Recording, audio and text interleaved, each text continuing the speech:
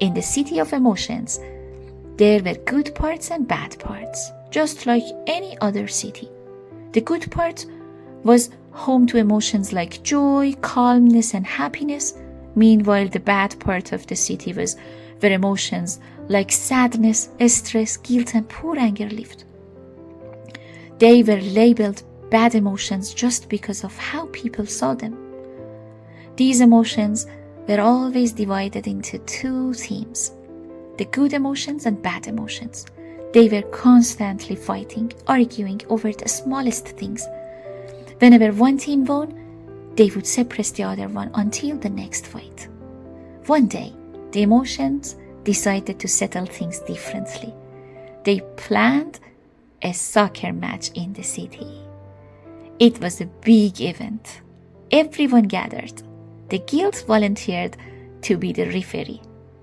The whistle blew and the game began. Selfishness got the ball first, but instead of passing it, he kept trying to score all by himself. The other emotions got tired and annoyed, but no one could stop him. Suddenly, anger exploded with a loud roar that froze everyone in their tracks. Poor Stress got so scared he wet his pants. Guilt stepped in, showed Anger a red card, and kicked him out of the game. Upset and hurt, Anger walked away and disappeared. No one worried about him. In fact, they felt relieved, thinking finally no one is shouting at us anymore. After the game, the emotions went home to eat the apples their mom had left for them. But to their shock, someone had already taken a bite out of every apple. When they ran outside to ask their friends, they realized it wasn't just 1 or 2 apples. It was all of them. Confused and upset, the emotions decided to set a trap. They placed some apples in the alley and hid, waiting to see what would happen. As the night grew darker, they heard rustling sounds. Suddenly, a group of sneaky mice appeared and started munching on the apples. Happiness tried to stop them politely, but the mice ignored her. Fear stammered and begged them to stop, but quickly ran away.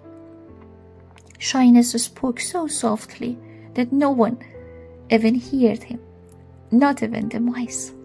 Stress tried to step forward, but before he could even speak, he wet his pants again and ran back.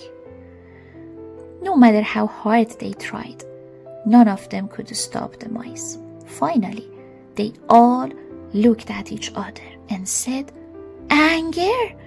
Only anger can help us now." They grabbed their lanterns and went searching for Anger.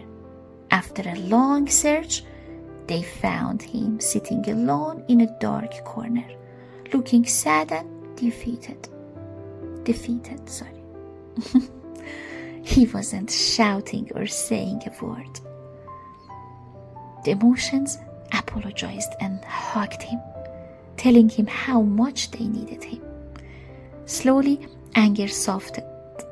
When he heard about the mice, he stood up with determination, as if he had found his purpose again.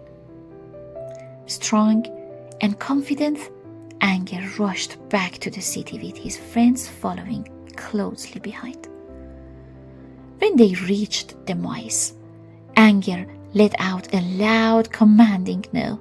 The mice, terrified, scattered, and never returned.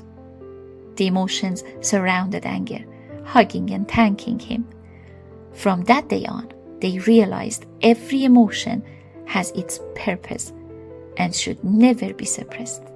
They decided to work together as one team instead of fighting each other.